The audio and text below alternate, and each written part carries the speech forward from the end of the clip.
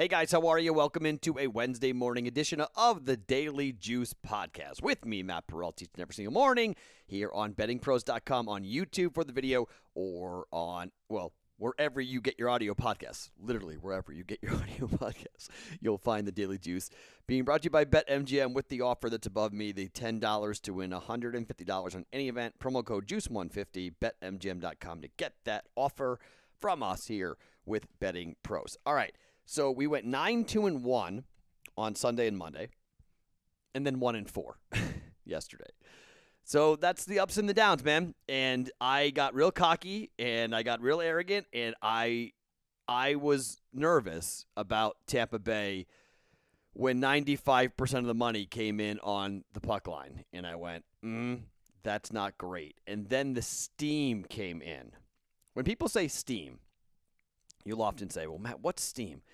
Well, steam is often where you see a large amount of money coming in on one side, and there are people who steam chase, who just look at the line, look at the numbers, look at the movement, and then jump in, because a lot of times that's professionals betting late that will cause the books to move the number.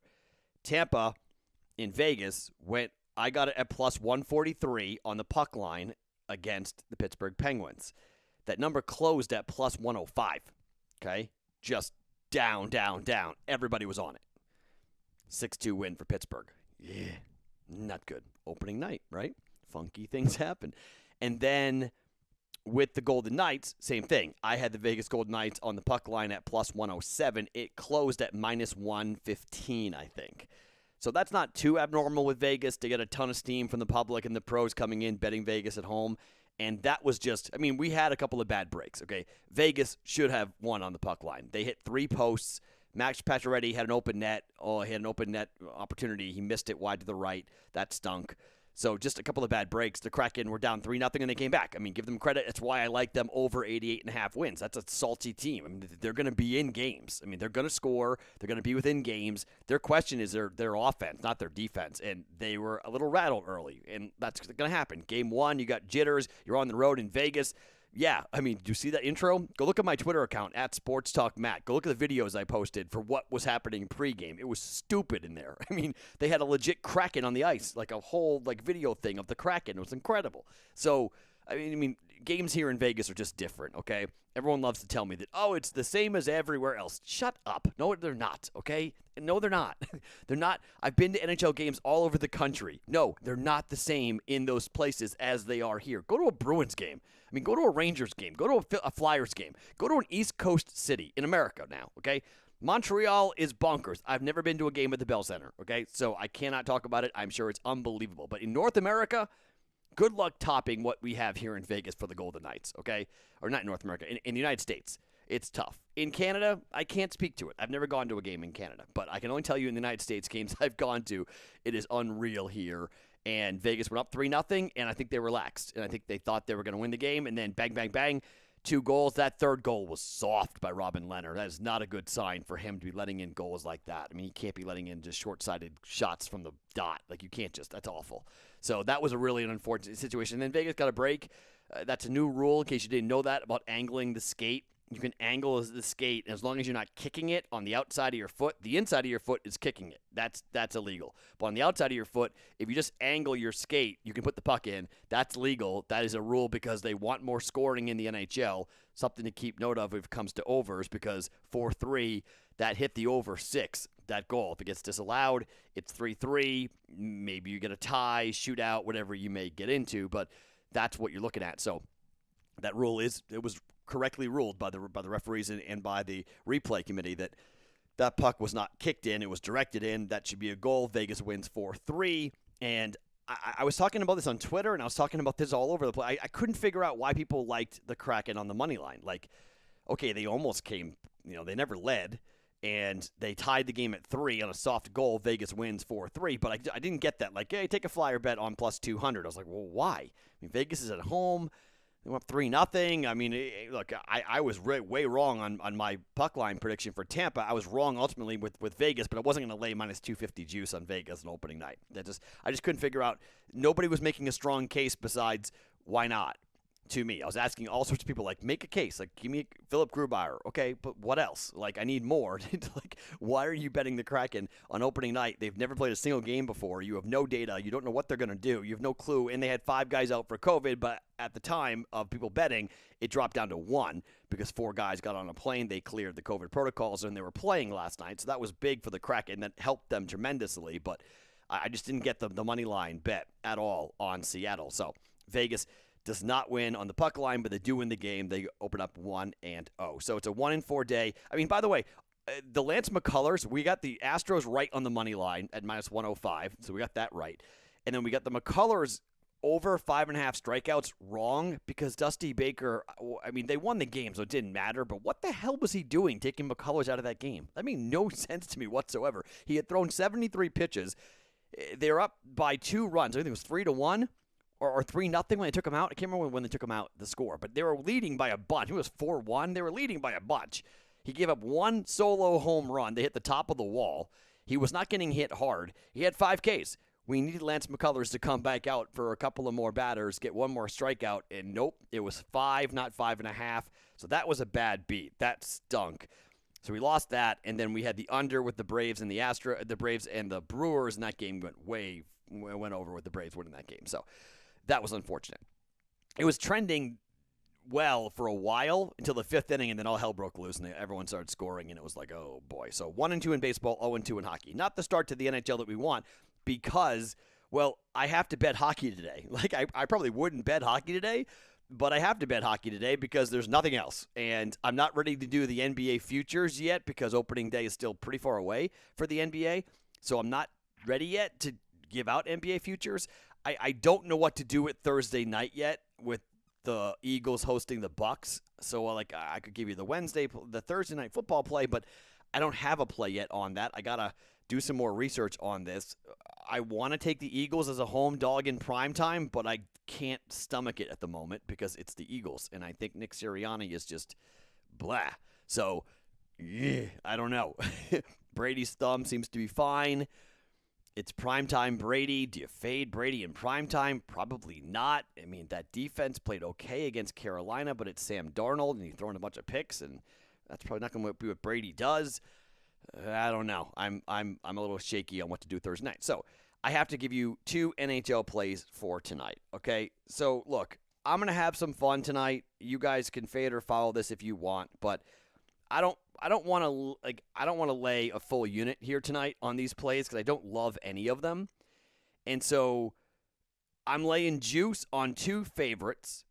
And rather than doing that, because I started doing the math with a half a unit and like going, okay, if you lay a full unit on this, you need basically both these bets to come in order to be profitable.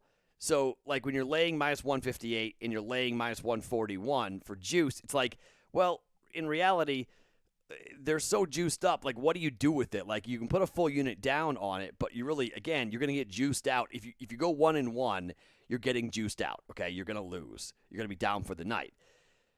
So I said, all right, fine. Let's just do a 2-leg moneyline parlay here for opening night. It could blow up in my face, but I think these teams are going to win, all right?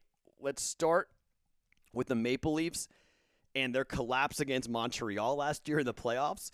They have a chance to rid themselves of just some of that nastiness. And, I mean, this is a Maple Leaf team that I don't know, man. I mean, Montreal, if I would bet on Montreal if they had Carey Price. But Carey Price is not going to play for the first month of the year because he has removed himself from the roster due to mental health concerns. So he's the reason why the Canadiens were able to beat the Maple Leafs in the playoffs, and he's why Montreal was so good last year. So you're taking him off this roster, and I think that's just a major deal. Toronto's at home. They're not going to have Austin Matthews, which is big, but I just think this Maple Leaf team at home, I mean, it's minus 158. I say 141. It's minus 158 for the Maple Leafs, okay? So they're big favorites here, minus 160. They're big favorites to win this game.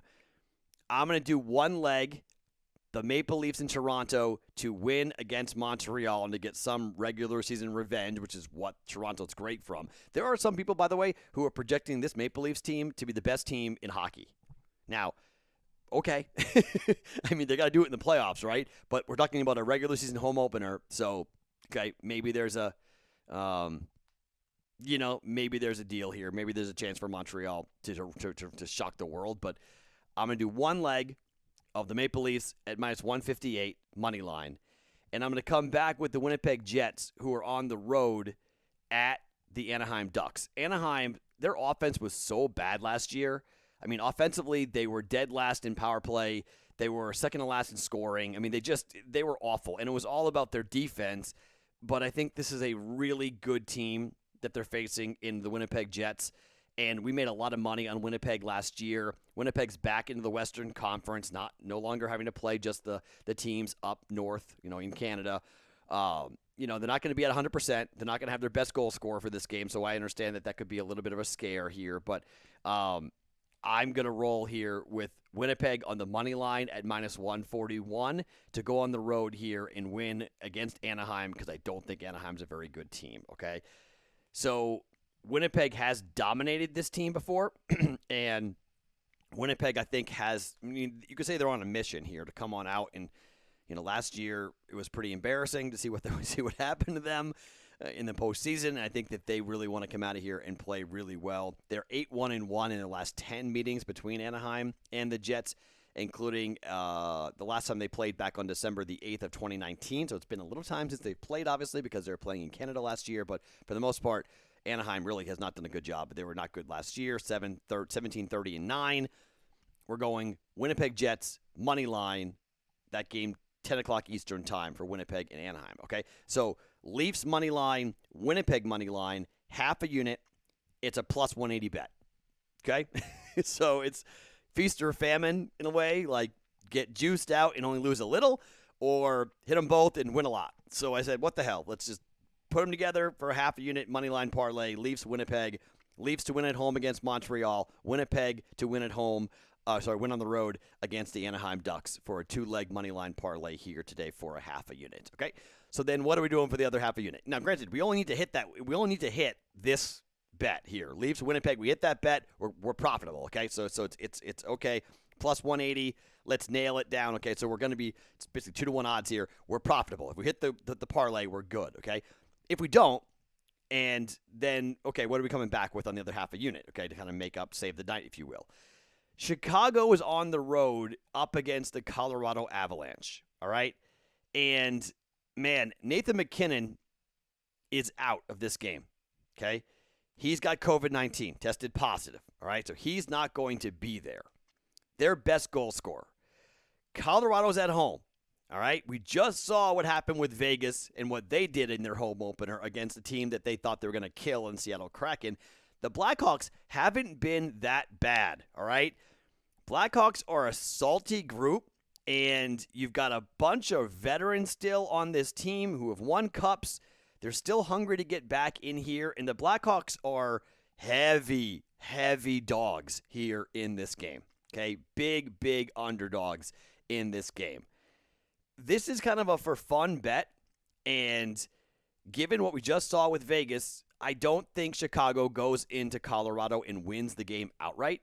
But to catch plus 1.5 is not horrible. It's minus 135. That's not bad juice. I got it at Circus Sports tonight here in Vegas. That's not bad juice. Minus 135, Chicago plus 1.5 on the road at Colorado. Just keep the game somewhat close. Don't get blown out, right? Just don't get killed. McKinnon's not there, so the best player not going to be on the ice. And, you have a veteran team with some youngsters who stepped up and played really well. Who knows what can, maybe we see a shocker. Pittsburgh beat Tampa outright 6-2. Do I think the Blackhawks win the game outright? No. But maybe they can lose by 1 and lose it like 4-3, 3-2, somewhere in that range. Keep it close. Don't get killed. And take the plus 1.5 at minus 135 for the Blackhawks on the road at the Colorado Avalanche. They are favored to win the cup, okay? And I'm not going to knock it. They're going to be really good. They play a really high-tempo, up high-octane style. And Cale Makar is an unbelievable defenseman, just insane. But, they let Philip Grubauer go to Seattle. So, let's see what Langskog can do in net, and let's see what happens long-term. They got Cale Makar locked down long-term for money. So, they're going to be great. But like Tampa's going to be great, right? But they lost game one at home. Maybe same thing happens here. Maybe the Avalanche lose game one. So we're going to go 1.5 plus 1.5 Chicago on the reverse puck line at -135 for a half a unit. Okay, so this is. I'm not going to stand on tables and fight against anybody who wants to fade all these. Go the other side. Take the other two sides. Take the Ducks and take the Canadiens if you want, and that parlay probably pays off tons to go on the other side. I'm not going to get angry with you if you go ahead and do that. I'm just going to lay the juice here and team it up and go for a half a unit and just have some fun on a Wednesday and then get ready for what will be a very big Thursday, Friday, Saturday, Sunday. We've got major baseball action, major playoff games coming down the pike, big college football games coming down. We've got big Sunday games, obviously, with the NFL. We got Tom Brady on Thursday, so it's going to be a big week. So let's have some fun here on a Wednesday. Don't get too heavily committed. Just bet a unit and see what happens and break it up and try to have some fun here on the second opening night for the NHL. 0-2 start, could start 0-4. Okay, I'm okay with that. We'll climb our way out of it. I'm confident in what we do with hockey. It's funky early in the year. Weird things happen. Pittsburgh wins 6-2 at Tampa. That's funky. That's weird. So again, Leafs money line, Winnipeg money line, plus 180 parlay for a half a unit. Chicago on the reverse puck line at plus 185, plus 1.5 on the road at the Colorado Avalanche at -135 for a half a unit. Those are the picks for us here on a Wednesday morning edition of the Daily Juice Podcast. My name is Matt Perrault. Follow me on Twitter at SportsTalkMatt. Each and every morning, it's the Daily Juice Podcast, always being brought to you by BetMGM.